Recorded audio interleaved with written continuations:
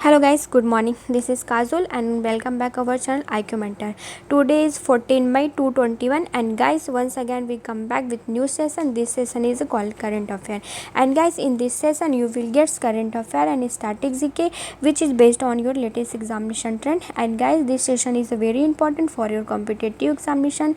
So what the session you do completely like and share with every friends and family. And guys if you first time visit in our channel must subscribe and hit the bell icon for our latest update our channel. So begin the session.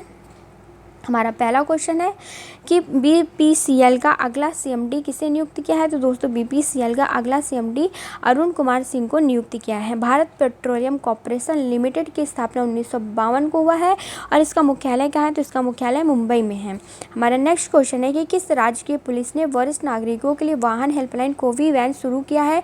तो दोस्तों इसका सही answer होगा दिल्ली। जी हाँ दोस्तों, दिल्ली राज्य की police ने वरिष्ठ नागरिकों के लिए वाहन हेल्पलाइन कोवी वैन की शुरुआत किया है। तो हमने दिल्ली के बारे में पढ़ा है, तो आइए हम इसके स्टैटिक जीके को देख लेते हैं। दिल्ली की राजधानी क्या है। तो नई दिल्ली है। और यहाँ के मुख्यमंत्री कौन है। तो अरविंद केजरीवाल हैं। और राज्यपाल कौन है। तो अनिल बैजल हैं। और लोकसभा की सीटें यहाँ पर 7 हैं, राज्यसभा की सीटें 3 हैं और विधानसभा की सीटें 70 हैं। तो दोस्तों यहाँ से बहुत ही इंपॉर्टेंट क्वेश्चन बनता है। हो सकता है कि वो आपको आपके एग्जामिनेशन में छपा हुआ मिले, तो आप इसे स्टार बना लीजिए या फिर इसका नोट डाउन कर सकते हैं। तो दोस्तों अभी हाल ही में दिल्ली सरकार ने इलेक्ट्रिक वाहन फोरम की शुरुआत किया है, जो कि बहुत ही बेहतरीन शुरुआत है। जैसा कि आप जानते हैं कि दिल्ली में बहुत ही प्रदूषण है, तो प्रदूषण को कंट्रोल करने के लिए दोस्तों दिल्ली सरकार ने इलेक्ट्रिक वाहन फोरम की शुरुआत की है, जिसके अंतर्गत दोस्तों इसका मुख्य उद्देश्य 2024 तक 25% वाहनों की बिक्री में इलेक्ट्रिक वाहनों का योगदान हो। और इसके अलावा दोस्तों राज्य में तमिल अकादमी की स्थापना की गई है, जिसका मुख्य उद्देश्य तमिल भाषा और संस्कृति को बढ़ावा देना। इसके अलावा दोस्तों दिल्ली में 23 नए गार्बेज कैफ़े बनाए गए हैं। दोस्तों गार्बेज कैफ़े ओपन करके बहुत ही बेहतरीन काम किया गया है, क्योंकि दोस्तों इस गार्बेज कैफ़े में आप प्लास्टिक के कचड़ों के बदले में अच्छा भोजन खा सकते हैं और ब्रेकफास्ट, लंच और डिनर भी कर सकते हैं। इसके अलावा दोस्तों इलेक्ट्रिक वाहनों को बढ़ावा देने के लिए स्विच दिल्ली अभियान भी चलाया गया है। और इसके अलावा दोस्तों नई दिल्ली भारत की राजधानी बनेगा।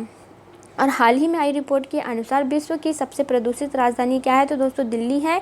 और दिल्ली के उपराज्यपाल को अधिक शक्ति देने वाले विधेयक को भी मंजूरी दे दिया है। और इसके अलावा दोस्तों नई दिल्ली भारत कोरियाई मैत्री पार्क का उद्घाटन किया है। और दोस्तों दिल्ली ने लैब ऑन व्हील की पहल की शुरुआत भी की है, जिसको लॉन्च दोस्तों उप मुख्यमंत्री सिसोदिया के द्वारा किया जाएगा। तो हमारा नेक्स्ट क्वेश्चन है कि किस देश की जनसंख्या विशेषज्ञों का कहना है कि भारत जल्द ही दुनिया की सर्वाधिक आबादी वाला देश बन जाएगा। तो दोस्तों इसका सही आंसर है चीन।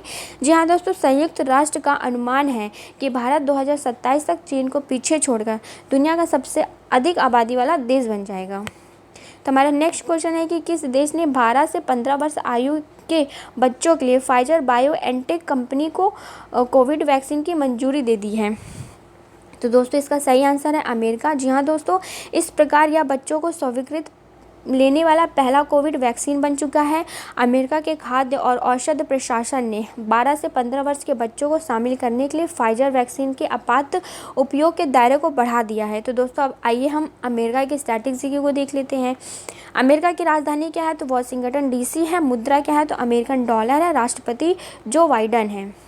तो दोस्तों अमेरिका की अंतरिक्ष यात्री में स्पेस में उगाई गई मूली की फसल को काट ली है और भारत में अमेरिका को पहली लाल चावल की खेप को रवाना कर दिया है। और अमेरिका भारत का दूसरा सबसे बड़ा तेल आपूर्तिकर्ता देश बन चुका है।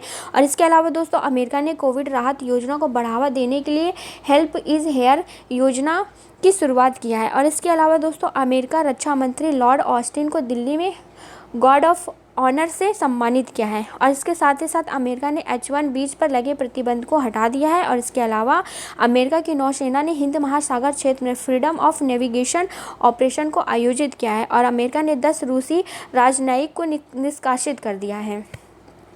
तो हमारा नेक्स्ट क्वेश्चन है कि किस देश ने कोविड-19 को लेकर एहतियाती कदम उठाते हुए 13 मई से भारत व अन्य दक्षिण एशियाई क्षेत्रों के पर्यटकों का प्रवेश रोक दिया है। तो दोस्तों इसका सही आंसर है मालदीव। जी हाँ दोस्तों, मालदीव सरकार ने कहा है कि यह नियम पिछले 14 दिनों में दक्षिण एशियाई क्षेत्रों की यात्रा करने वाले लोगों पर भी लागू होगा। तो दोस्तों मालदीव की राजधानी क्या है। तो माले है। और यहाँ की मुद्रा क्या है। तो मालदीवियन रुपया है। तो दोस्तों हमारा नेक्स्ट क्वेश्चन है कि सुप्रीम कोर्ट के द्वारा ऑक्सीजन आपूर्ति में सुधार करने के लिए गठित राष्ट्रीय कार्यबल में कितने सदस्य हैं? तो दोस्तों इसका सही आंसर होगा 12। जी हाँ दोस्तों, सुप्रीम कोर्ट के द्वारा ऑक्सीजन आपूर्ति सुधार करने के लिए राष्ट्रीय कार्यबल में 12 सदस्य हैं, जिसमें कि दोस्तों राज्यों को वैज्ञानिक फॉर्मूले और ज़रूरत के आधार पर पर्याप्त ऑक्सीजन आपूर्ति सुनिश्चित करने के लिए विशेष शीर्ष मेडिकल विशेषज्ञों को 12 सदस्यों नेशनल टास्क फोर्स गठित किया है। तो हमारा नेक्स्ट क्वेश्चन है कि दोस्तों DCGI ने 2 से 18 साल की उम्र के बच्चों के लिए किस वैक्सीन के ट्रायल को दूसरे और तीसरे चरण के लिए मंजूरी दे दिया है? तो कोवैक्सीन के लिए। जी हाँ दोस्तों, drugs control general of India ने 2 से 14 वर्ष के उम्र के बच्चों के लिए कोवैक्सीन के ट्रायल के दूसरे और तीसरे चरण के लिए मंजूरी दे दिया है। तो हमारा नेक्स्ट क्वेश्चन है कि कितने राज्य ने प्रधानमंत्री गरीब कल्याण अन्न योजना के तहत खाद्यान्न वितरण शुरू किया है? तो दोस्तों 13 राज्यों ने प्रधानमंत्री गरीब कल्याण अन्न योजना के तहत खाद्य वितरण शुरू किया है। और दोस्तों प्रधानमंत्री गरीब कल्याण अन्न योजना कोविड-19 के विरुद्ध लड़ाई में गरीब और संवेदनशील वर्गों की सहायता के लिए प्रधानमंत्री गरीब कल्याण पैकेज के हिस्से के रूप में शुरुआत की गई है। हमारा नेक्स्ट क्वेश्चन है कि भारतीय मूल की किस महिला को विश्व खाद्य पुरस्कार 2021 मिला है? तो दोस्तों शकुंतला हरक सिंह। जी हाँ दोस्तों, शकुंतला हरक सिंह को भारतीय मूल की विश्व खाद्य पुरस्कार 2021 मिला है। तो दोस्तों इस पुरस्कार को खाद्य कृषि के नोबेल पुरस्कार के रूप में भी जाना जाता है और इसकी स्थापना कब हुई? तो 1961 में। इसका मुख्यालय रोम, इटली में है। तो दोस्तों हमारा नेक्स्ट क्वेश्चन है कि अनूप भट्टाचार्य कौन थे? तो दोस्तों अनूप भट्टाचार्य एक स्वतंत्रता सेनानी थे जिनका निधन हो गया।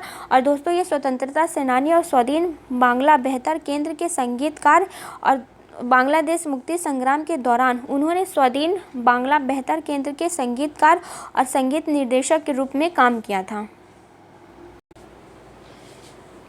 तो दोस्तों ये थे आज के कुछ इंपॉर्टेंट क्वेश्चन जो कि आपके एग्जामिनेशन में हो सकता है आपको देखने को ज़रूर मिले। तो दोस्तों अगर आपको वीडियो अच्छा लगा है तो इसे लाइक और शेयर करें। और दोस्तों आप हमारे चैनल में पहली बार आए हैं तो इसे सब्सक्राइब करें। अगर आपको वीडियो का PDF चाहिए तो आप हमारे व्हाट्सएप ग्रुप को ज्वाइन कर सकते हैं। ज्वाइन करने के लिए आपको 7268009584 पर कैपिटल लेटर में ज्वाइन लिखकर भेजना होगा और आप हमारे व्हाट्सएप ग्रुप को ज्वाइन कर लेंगे, जहाँ पर आपको अपकमिंग एग्जाम से रिलेटेड नोट्स PDF सब कुछ फ्री में दिया जाता है, जिसका आप फ़ायदा ले सकते हैं। और दोस्तों आप हमारे चैनल के इंस्टाग्राम पेज को भी फॉलो कर सकते हैं, जहां पर आपको डेली बूस्टर के माध्यम से कुछ ना कुछ आपको नया सीखने को ज़रूर मिलेगा। तो दोस्तों thank you so much for watching video. Have a nice day and bye bye.